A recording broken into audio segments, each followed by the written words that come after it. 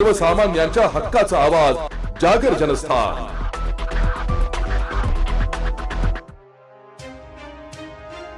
सातपूर श्रमिक नगर, सह्याद्री चौक, श्रमिक नगर, गंगासागर निवास येथे पूर्व विमेनसातून काही टवाळखोरांनी एका कुटुंबावर हल्ला करून मारहाण व तोडफोड केल्याची गंभीर घटना 1 मे कामगार दिनाच्या दिवशीच घडल्याने परिसरात भीतीचं वातावरण निर्माण झालंय।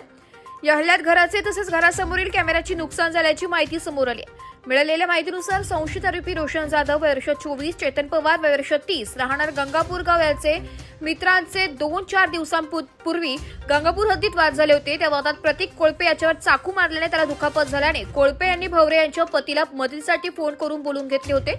तो जखमी झाल्यामुळे त्याला औषध उपचारासाठी मुंबई नाकातील सोहम हॉस्पिटल दाखल केले होते।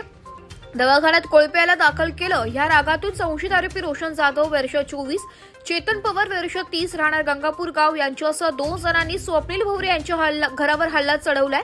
हल्लेखोरांनी घरातील दरवाजे, खिडक्या व कूलरसह अन्य वस्तूंची तोडफोड केली आहे। या हल्ल्यामुळे घरातील साहित्याचे तसेच घरासमोरील कॅमेऱ्याचे नुकसान झाल्याचं फिर्यादीत नमूद करण्यात आलं। हा संपूर्ण प्रकार सीसीटीव्ही फुटेजमध्ये कैद झालाय। अश्विनी स्वप्नील भवरे वर्ष 22 राहणार सातपूर श्रमिक नगर, सह्याद्री चौक, गंगासागर निवास यांच्या फिर्यादीवरून गुन्हा दाखल केला असून पोलीस उपनिरीक्षक नळकांडे हे तपास करीत आहे। जागर जनस्थानसाठी प्रतिनिधी भूषण जैन, नाशिक।